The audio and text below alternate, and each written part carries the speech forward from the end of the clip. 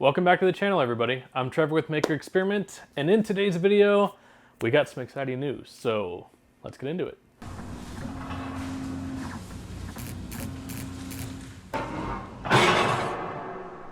In the last video, I talked about saying goodbye to my M2 laser, the one that kind of built up my channel to where it is now, to the partnership that I have with Epilog now. The good news that came out of that one leaving is I have a brand new one, and I'm going to show you the brand new one. So the new machine, I will show you in the uncrating first and all of that process, and then I'll talk about what it is, the specs and everything else.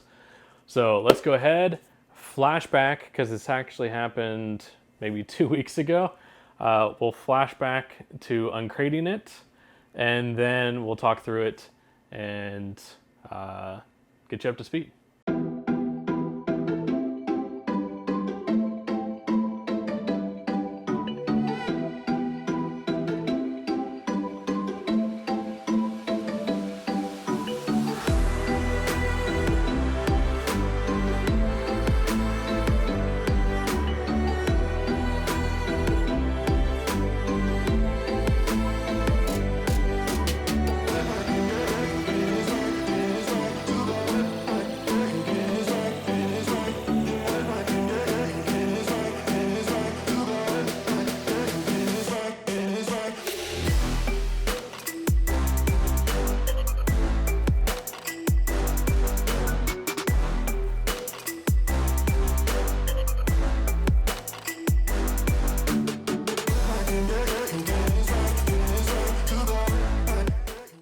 Now that you've seen the uncrating, this is the new machine. So, let's talk about it. First up, Vanna White style, this is the Fusion Pro. So the exact specs on this machine are, it is a Fusion Pro 48. It is dual source, meaning it has both CO2 and fiber. The CO2 is 120 watt CO2. The fiber is a 50 watt fiber. Hence, you'll see, if you're familiar with a CO2 laser and you've never seen a fiber laser, you'll see a different glass on the door. That is for the fiber aspect of the machine. This looks the same too as the CO2 48 model, but it has different glass and the second source. What I'm going to do is I'm going to hand hold the camera to give you a walk around of the machine, and it doesn't have stabilization in my camera, so it might be a little bit shaky, but it's too hard to kind of tripod it around. So it is a 3 foot by 4 foot working area, so it's a rather big machine. I don't have a lot of room to move around it, hence the hand holding. So let's show you the machine. All right, first up, here is the machine, and with the lens I have on my camera backing up, it's still hard to fit it all in frame. But there is the full size. So on my garage wall, you can see how much of that wall it actually takes up. So it's probably, I forget the external dimensions, but it's got to be probably 5 feet wide, if not wider. Actually, since I said that, let me grab a tape measure. I blocked myself in. Let me get a tape measure, I'll be right back. Okay, it is almost 70 inches wide. And then if I go to the middle of the machine, because that's kind of where it sticks out the most, it is about 51 inches deep. Now the depth dimension does not include the exhaust piping that's in the back of the machine. I don't actually have that hooked up yet, but if I were to account for that, where I have it spaced out from the wall and everything else. So if I account for that, you're looking at about 59 inches deep, roughly. All right, on the top of the machine, you have the emergency stop button. There is a key to turn it off and on. Now, it's a mix of turning this on and releasing this to turn the machine on. There is a light switch. There's also the touch screen that you've seen on other models, normal controls. This is all the same as like the Edge and the Maker. The one thing about this, it is 220 single phase. I think I have it on a 20 amp breaker. I think you only need a 15 amp breaker. but I'll talk about that in a minute too, because I had to put on my own connector, but I'll tell you why here in a minute. Again, the glass is different. There are two cameras for the visible, or I would say the bed cameras. One's here, one's here. If I open the lid, you will see one camera there to span the whole bed. Normal gantry look. Let me bump up the ISO here. Here we go. So my hand's washed out, but there's the machine. This is a refurbished Fusion Pro 48.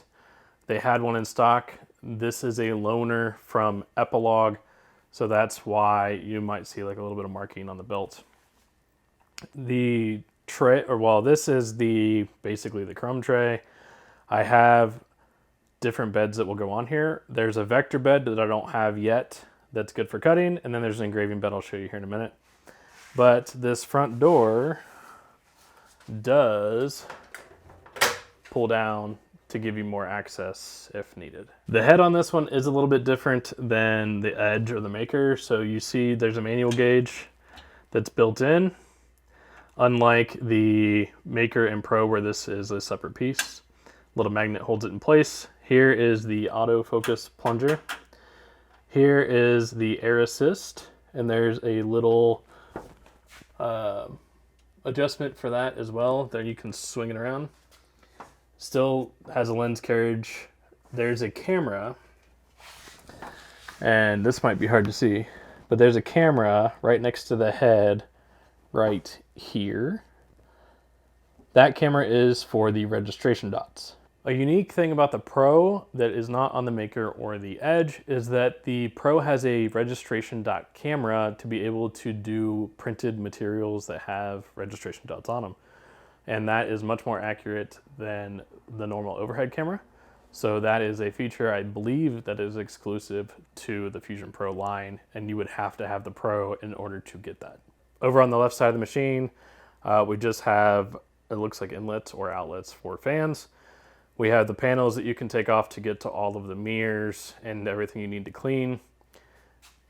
I'm gonna go ahead and pull this out a little bit and I'll show you the back.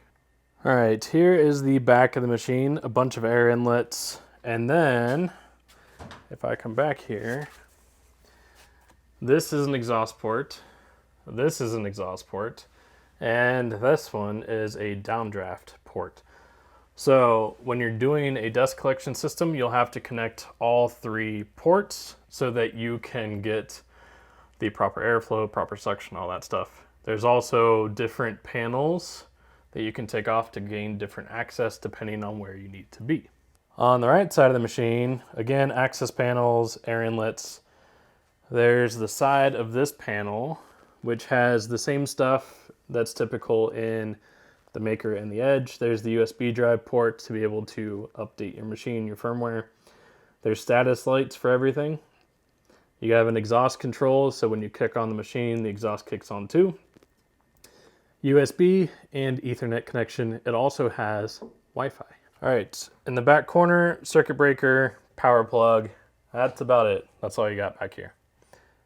And then, of course, air inlets, outlets, whatever that is for the fans. Now that I've given you a walk around of the machine itself, I'm going to go through the other boxes that came with the machine so that you know what to expect if you were to buy one, what it would look like coming out of it. The first thing is there's a mat in a tube that is, I'm guessing, about 3 feet wide.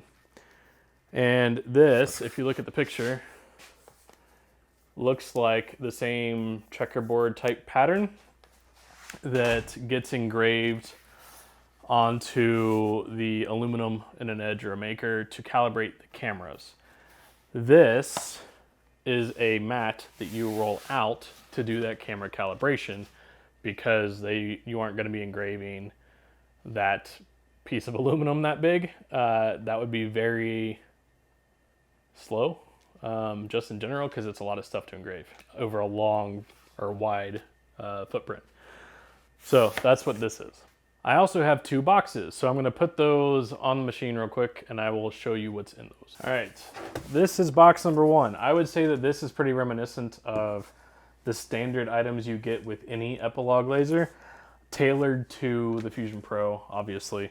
So you have the bottom port that goes on the back that I was talking about. This is the downdraft port. You'll screw that on. 2 exhaust ports. These are the ones that go on the sides, about mid-level. You get a whole bag of cables. Now, there are, I think this is just a standard cable pack that they send out with every machine. Ugh.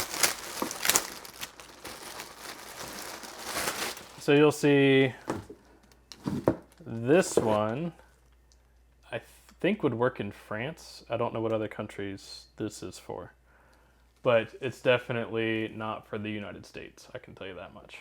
So it comes with this plug for what that's worth.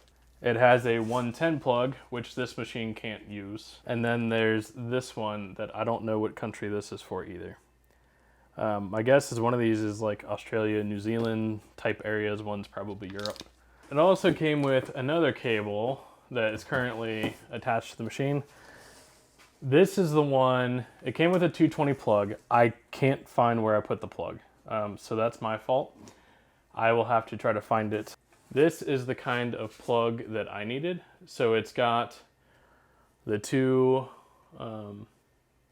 normal plugs that are in a circular pattern, and then my other one has it with the tab bent down. There are other versions where the tab is bent up, and this was a smaller diameter ring.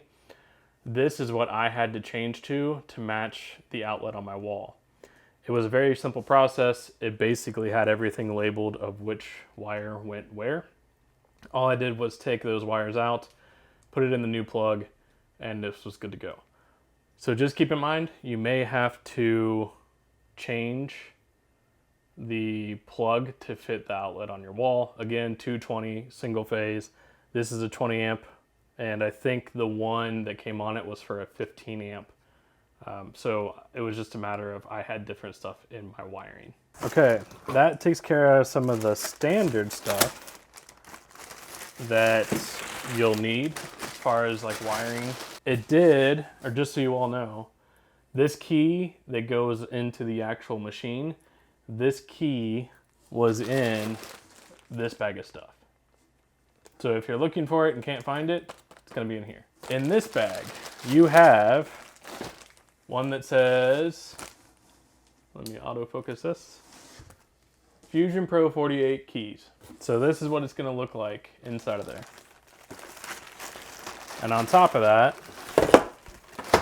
you're going to have a lens mirror cleaner,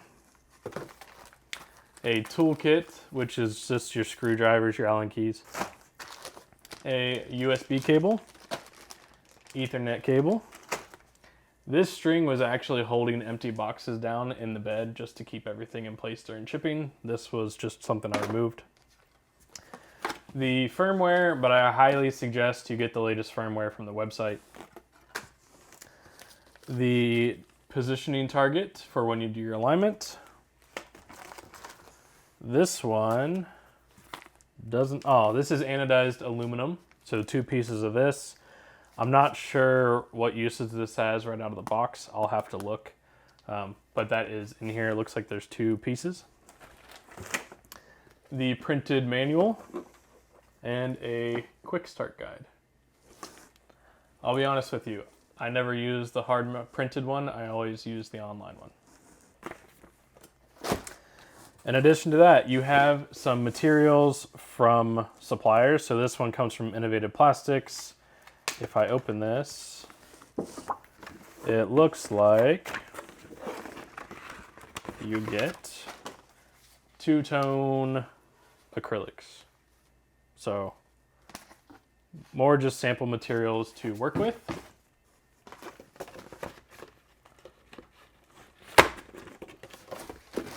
There's one from Romark. If you open this one, I have a feeling it's going to be very similar. So it has a coupon for saving some money. It also has some 2-ply acrylics. Looks like multiple colors. And there's a little kit of stuff. Small keychain, black anodized card, a piece of what looks like laminate wood. You also have what looks like a piece of glass square and information on training on Epilog's website. PSA in general, if you didn't know, Epilog does have a training website. If you own an Epilog machine, you can get access to that. It is training.epiloglaser.com/register. Look it up. I've seen so many people say there's no training at all. There is. I just don't think it was widely communicated. But check it out. See what's there for your machine. And there's what looks like catalogs. So to me, these are somewhat useless. But this is JDS. Looks like there is a coupon in here too. And there's a bottle opener maybe? Oh, screw it. Let's open it. All right. So with the catalogs, you also get these. 2 bottle openers. This feels like leatherette, but with a bamboo print. It says bamboo coaster. And this one says bottle opener with wood. Part number GFT776. Part number GFT 1242. Those are the 2 that you get. But that's what comes in box number 1. I should have mentioned this, I forgot to, but when you get the crate, which is huge, mind you, when you get the crate, you are going to have a piece of paper on the side. It's actually kind of like a sealed envelope. It will have instructions on how to uncrate it. So it actually goes through step by step exactly what you need to do to get it out of the crate. I will tell you a couple things. When you put the ramps on, which are in this step here, I, being me, did not do this step first. I did not screw them to the pallet like it shows here clearly in the picture. I just tried to roll it and then they started slipping. So don't be me. Attach the ramps to the pallet with the screws. Don't be an idiot. Also, when you are moving this thing, if you have the Pro 48, I don't know how much this weighs. It's got to be over 700 pounds. When I was moving it in, I have a slight angle to my driveway. And I had to have 4 people total to get this off. There were basically 2 of us kind of pushing it, and person 3 and 4 were kind of guiding it. You could probably get away with 3. I just happened to have a 4th person here already. You cannot do it by yourself. Don't even try. Something will happen. You will end up hurting yourself or the machine or whatever. You need at least 2 people, ideally at least 3, so you can have 2 people push it and 1 person guide it. Even if you're on a flat surface because you're trying to get this off of a pallet through a ramp system. But I will say, Epilog designed the ramp really well that it lines right up. Once you attach it to the pallet, it's smooth and it rolls right off and there's no problems there. But getting it to move is difficult, especially if you're going up a hill a little bit like I was. You're gonna need more than 1 person. I'm an idiot, and I recorded like the whole end of the video and figured out I didn't hit the record button. So we're gonna do part of this again. In the second box that I have is the Rotary. So it is a rim style Rotary. Here it is. I just smacked myself in the face. Looks very similar to the one that I have for the Fusion Edge / Maker. I honestly don't remember if the one on the Fusion Pro works with the Maker and the Edge. I do not think it does. And actually, I can guarantee it doesn't because it's wider than the Maker and the Edge bed. So the Rotary for the Pro is specific to the Pro line. the rotary for the maker and the edge. They work on each other, but they won't work on they might actually work on the Pro, but there's some differences that you might end up getting caught up in. So it looks like the Pro one is dedicated to the Pro. On top of that, in the crate, there were 2 of these, which are just styrofoam cases. These are the engraving beds that sit on the table. Now,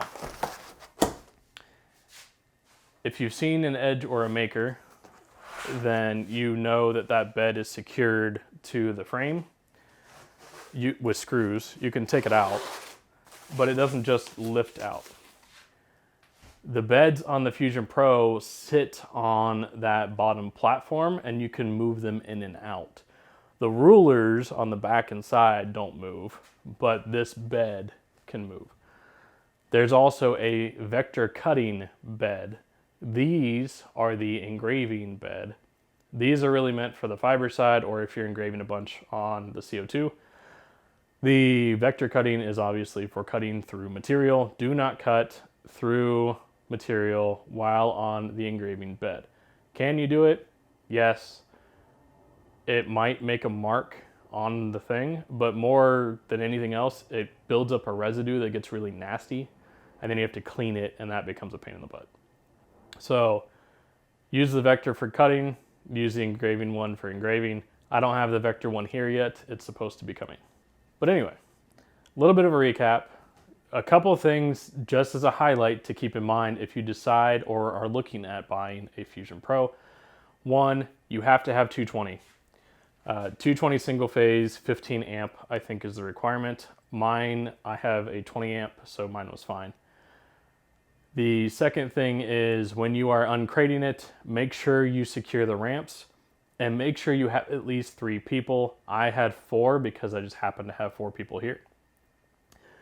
But the 3, I would say as a minimum, so you have 2 pushing it and 1 guiding it to make sure that you get it up any hills or anything else you have.